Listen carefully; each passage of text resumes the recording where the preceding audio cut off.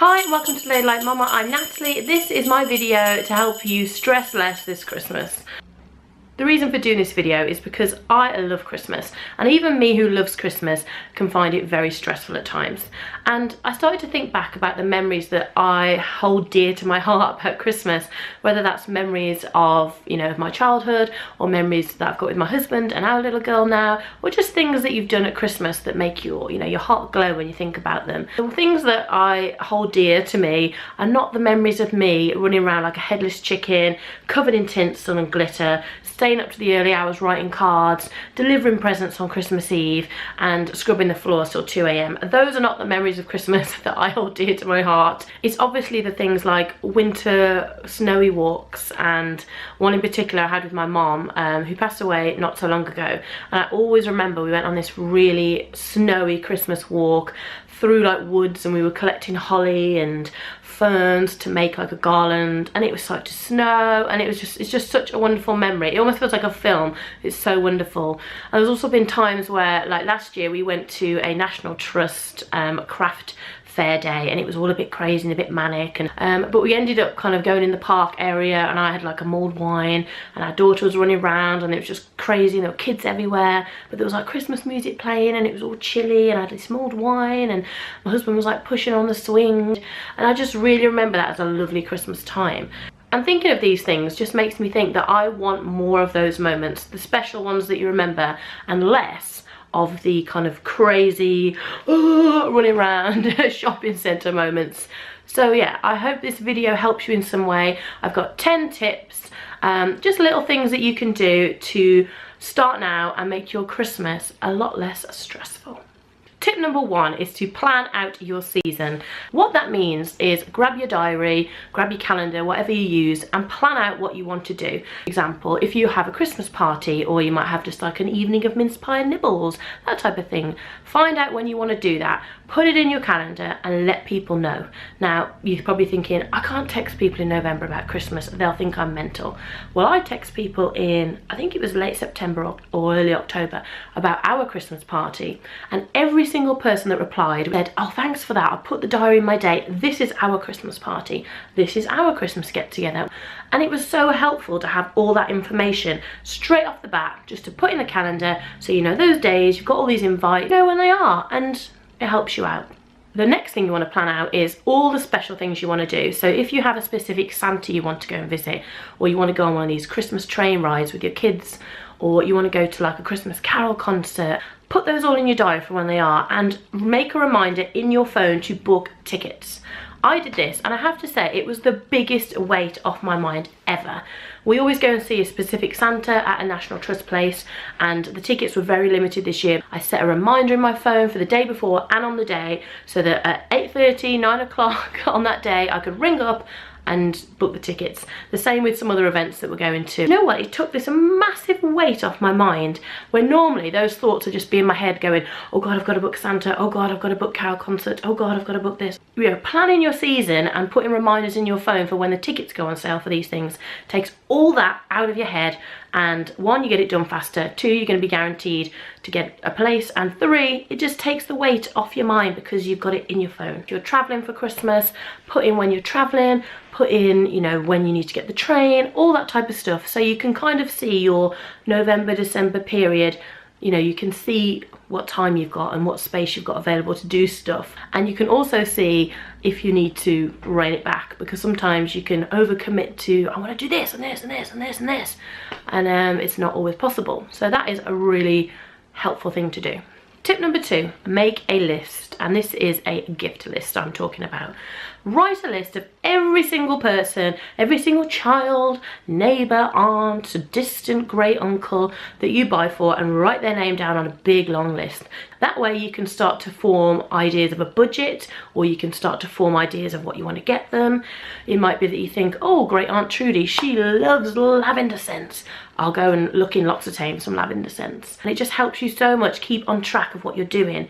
And it means that you don't just have hordes of presents everywhere in your house with no idea who they're for, what they're for, who you've brought for, who was that for. As you get them, write down what you've got them, write down what you've spent, and it just keeps you on track a little bit more, and it gives you an idea of what you need to buy, who you need to buy for, and just helps you out.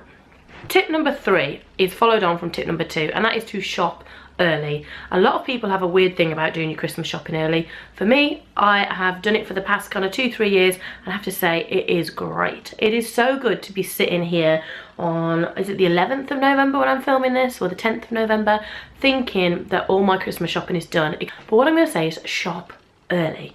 Now you can do this by thinking, right, I've got my list, I'm going to dedicate a Saturday or dedicate a late night shopping, which is a great way to shop, late night shopping. Praise the Lord, late night shopping. Right, go and do half of it, or go and do all the kids' presents, or do it as you go. So if you do your food shop in Tesco or Asda or Sainsbury's, Waitrose, somewhere where they sell, like, you know, gifty things and toys, every time you do your food shop, buy 2 presents. Or if you pop to a shop, think, oh, I'll get another present while I'm here, and just, you know, chip away at it. And it's so nice to have it done, and it just takes off all that pressure, and it frees up your time in December, when really is the time when you want to be doing those nice things with your family. Just means everything else can be done early as well, and that helps you out so much. That leads me straight into tip number 4, which is to write and wrap early. Write your cards early. Take, you know, depending on how many cards you've got to send, I usually have about 50 cards to send, which is loads if you do them in one go. You know, take 5 a night from now, or 5 a week, or 10 a week. Do it while you're watching the TV. Do it while you're watching your favourite film, your favourite YouTube video. Hey, do it while you're watching my YouTube video. Chip away at it slowly. You know, do everything. Don't just write the cards and put them in. Write the envelopes, put a stamp on, put them in a little box so that they're all ready to go. Chip away at them so that you don't have to sit there and do a massive task. The next thing is to wrap early. Now, hands up, I've never done this before, but last year I had 2 8-hour wrapping sessions in mid to late December, even though I finished my shopping in the middle of November last year. And I spent 2 8-hour sessions wrapping up until about 2-3 o'clock in the morning. I was tired, I was angry, I was covered in glitter, and then I had to tidy up all the mess. And I hadn't wrapped early enough to kind of exchange presents with people I'd already seen, so then I had to go and drive and drop them off, and it was a nightmare. And a very good friend who may be watching this last year said, well, I'm going to wrap as I go, and like wrap one family's presents one week, and then the next week I might wrap all the kids. And I always thought, nah, I'm not doing that. You know, they might get bashed, they might get dirty. You know, I enjoy wrapping, I like to do it in a big session. Well, no, I've learnt my lesson. I am going to wrap as I go, wrap it up, put it in a bag, put them somewhere all in one place so they're all out the way, and it's just going to make your life so much easier. Tip number 5 is to enlist help and make it fun. So this all boils down to asking for help and not being a Christmas martyr. I have been known to be a Christmas martyr before. You know, I like to put the decorations up because I'm a bit fussy about that. I like to wrap the presents because I enjoy wrapping the presents. I do all the shopping. I put all this on myself. And while I know it's difficult sometimes, like I'm a stay-at-home mom, my husband works full-time, so I'm not going to expect him to go and do all the shopping and do all the wrapping. But I am going to ask for help in little things. So I'm going to say, I need you to write these cards. I might get my daughter to like colour in some labels. You know, if you've got a child who is a bit older and likes to like do ribbons or something, stick bows on stuff, get them to help you. If you're having a party, ask your family or your mom or dear friends or people you know who you can just be like, just get on with it. Ask them to come early, half an hour early, and help you, you know, get stuff out the oven. Get people to help you. In terms of Christmas shopping, if there's that must-have toy that you want and you know that you're at work that day, you can't go and queue at Argos at 5 AM, see if anybody else you know is queuing to get it. And even if it's just the tiniest little things, help you a lot, because it just takes those few little bits off your plate. And also make it fun. Little things like have wrapping evenings with your friends. Grab 2 or 3 friends, go around to one person's house, take a few bin bags or IKEA bags, bag for life, full of toys, you know, full of presents that you need to wrap. Go around their house, get the Christmas films on, get some Baileys going, get some mulled wine, have some nibbles. Everybody get in the living room, get all cozy, and just wrap your presents together while you're having a chat with your friends. Sounds perfect. You'll get it done quicker, it'll be done, and you'll also have had a really nice evening with your friends. Another idea is to make Christmas shopping fun. So if you've still got shopping to do, go on a late night girly shopping expedition with your friends. You know, if you've seen the new Bad Moms Christmas film, go and do it Bad Moms style. Have a few drinks in the food court, have a little bit of food, get going and just get your shopping done. Do everything you can to make it fun, because sometimes it can be stressful and it doesn't always need to be. Number 6 is to say no. And this is all about not overbooking yourself. It's so easy at Christmas to have, you know, a party on a Saturday, a party on the Sunday, and then you're doing stuff with your kids in the week, and then you're, you know, having a soiree on a Friday night, and then you're going out on the Saturday to see Santa, then on the afternoon you're meeting some of your family for lunch. It's so easy to get booked up, and it just gets overwhelming. I'm the type of person who likes to have things planned in, but I'm also the type of person who likes to have free time. I'm a complicated human being, folks. But I find a good way to do that is to say on your weekends at Christmas, maybe just book things for the one day and have the next day as like a chilled day. Or book things for the mornings so your afternoons are free. It's a bit crazy and you don't get any downtime. And just remember, it's okay to say no to things. So if you get an invite and you're thinking, oh, but that means I've got 3 parties that weekend and I can't do it, just be very polite and just say, oh, I'm so sorry, I'm not gonna be able to make it. We have a really hectic weekend. We still got stuff to do for Christmas. And that's that. You don't have to explain yourself. People find it hard to say no. I know I do. But sometimes it's the best way. A tip is to say no then and there. Don't be like, oh, I'll let you know, I'll let you know, I'll let you know. And it'll come to the day of someone's party or the day of someone's, you know, I don't know, event or dinner, and then you have to kind of make an excuse at the last minute. That is so annoying from somebody who hosts parties. If somebody lets you know an hour before the party, you know, that's more annoying than if someone at the start off says, actually, I'm not gonna be able to make it. And just don't overbook yourself. Give yourself those afternoons at Christmas where you can get in at 2 o'clock, know you're not going out, get your pajamas on, put the Christmas films on. No doubt in our house it will be Frozen, so, you know, make some gingerbread, make time to do nothing, because otherwise you will burn out. Tip number 7 is to declutter toys now. We all know how much stuff kids get at Christmas. So you need to declutter what they've got now. And that doesn't mean chuck everything away, as tempting as that sometimes is. A pile of stuff that might be broken, getting rid of it. Making a pile of stuff that they've outgrown that is too young for them now. You might keep it up your loft for in case you're gonna have more kids. You might donate it to friends and family, you know, who need it. Give it to a charity shop, sell it, whatever you wanna do, get it gone. Then you've got the toys that they do play with, but there's too many of them. Do some toy rotation. Find somewhere in your house. It might be a toy chest, it might be a bin in your garage, which I think is a great idea. You know, when they're not there, don't do this when your kids are there, because they'll want to keep everything. They'll be like, no, no, keep them all here. That was a bit dramatic. Get some of the toys, you know, put them in this bin or chest and rotate them. So every 3 months you just rotate their toys and it'd be like Christmas Day again. Trust me, I do this, and I do it probably every 4 months. Come out, she's like, oh, my piano, oh, and she doesn't miss the fact that the pushchair's going away for 4 months or the little riding thing's going away for however many months. And obviously if they ask for it, you get it.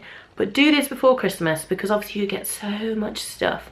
And there's nothing worse than on Boxing Day walking into your toy room or your living room or wherever you saw your toys and being like, holy, where am I gonna put all this stuff? And the last thing you wanna do is spend your Boxing Day night or Christmas Day or that week sorting out toys. So do it now, make a bit of space, so it'll help you so much come Christmas. Tip number 8 is to make space for Christmas. Talking about 2 things, presents and food. Obviously at Christmas you have a lot of stuff in your house. You have all the gifts that you've brought for people, you know, gift bags, wrap, all that type of stuff. And if you're anything like me, they'll be shoved under your bed, they'll be on top of wardrobes. Now, you have that joyful day when people come and collect their presents, or you have a party and you hand out all your presents, and then you walk into your room and you're like, oh, my house is free of all this stuff. And then people give you gifts and you're like, what? Oh, I love gifts, but where am I going to put them? So what do? What you need to do is make space for those presents you're going to get. Whether that is in a cupboard and you just empty out the bottom of the cupboard, garage with a shelf, get some clear plastic bins, or just stick stuff on the shelf. Whatever it might be, make space for presents. For me, I am going to be storing all my presents on top of like the Billy bookcase that we have in our office. When we receive presents, I'm going to put them back up there, so I haven't got bags of presents everywhere and my child won't be opening them and finding stuff. Done. The second one is food. Obviously if you're having a party or Christmas Day, you're going to have lots of food coming into your house, and you might see stuff as you go. Like, so I am aiming to empty out, well I've actually already done it, a cupboard in our kitchen. It's just like it's like a double cupboard, just the one top half for Christmas. So if you see that bottle of Bailey's on offer, put it in there. If you buy a bag of crisps, you know, Christmas crisps for a kid's party, put those in there. If you start buying stuff close to the time for your Christmas Day meal, put those in there. If you've got a deep freeze, you know, make space in your deep freeze for things for your Christmas party, and so that therefore your worktops are not all cluttered and you're not losing your mind every time you go in your kitchen, and you have somewhere to put all those little bits of food. Tip number 9 is pre-order your food. If you are cooking Christmas Day, or you know, whatever it is that you might be cooking for, and you need to pre-order your food, or get it done now. A lot of places you can actually pre-order now. I know, like Marks and Spencer's, your local butchers will probably take pre-orders now. And I am going to pre-order my food so I know I can collect it on Christmas Eve or the day before Christmas Eve. Get it ordered, get it done. You know what you're doing, you'll have it done, and you won't have that mad, you know, 2 weeks before Christmas thinking, oh, I need to order that. And then, no, my friends, you'll have already done it and you'll already be on the ball. You'll be there ready to pick up and go. Bish bash bosh, you're done. Tip number 10 is to arrange your gift exchanges. Now, what I mean by this is you'll often buy for people within your family who you're probably going to see on Christmas Day, and that's probably when you swap your gifts over. So, oh, Merry Christmas, beautiful. And then there's obviously the friends that you have that you won't be seeing, and you need to give them their presents beforehand. Those type of people you need to sort out when you're going to give those gifts to. Arrange when you're going to do that, because if you don't, you're going to end up being like I was a few years ago on Christmas Eve, driving around like Santa's sleigh himself in a Skoda, delivering Christmas presents to here, to here, to here, to here, with a little baby. I enjoyed it for the first hour because I did feel like Santa Claus. I was going to people's houses and they weren't in. I was having to hide presents in bins, and it was all a little bit stressful, a little bit annoying. So what you need to do is, if you know you're going to see those people, so you might be having a kids play group meetup, or you might be having a little party, text everybody and say, look, I'm going to give you a present that day, do you want to bring mine? It helps you in another way. It saves that kind of thing where you get a text message on the 23rd of December saying, oh, I haven't given you a present, so you in, can I come and drop them in? And you're like, oh, I'm not in, but I have to rush home so that you can get my present. Or I am in, but I'm like, you know, my hair's like this, I'm in my pajamas, I'm watching Love Actually, I've eaten 10 mince pies, I don't really want to have a 10-minute conversation on my doorstep with you, which sounds really mean, but you all get it. So arrange with people and say, let's all bring our gifts that day. And if you're not booked in to see people, book in to see people. Say, look, I'm going to be driving through on the 20th of December, and should we all meet for a coffee? Arrange when you're going to do it. It will make your life so much easier. And that's all my tips. I hope there's some tips in there that will help you have a less stressful Christmas. Another thing is just to don't try and do it all, and just let go of perfection. You know, we all have this idea of Christmas and what it's going to be and how to make it wonderful. And as I said at the beginning of the video, if you think back about your truly wonderful, cozy Christmas memories, it's usually not the times that have been planned out and meticulously organised and gone perfect. Sometimes it's the times that have been an absolute show and it's just turned into something wonderful. You need to have a real life Christmas, and that's my plan this year, is to have a less stressful Christmas, an easy Christmas, but still a magical Christmas.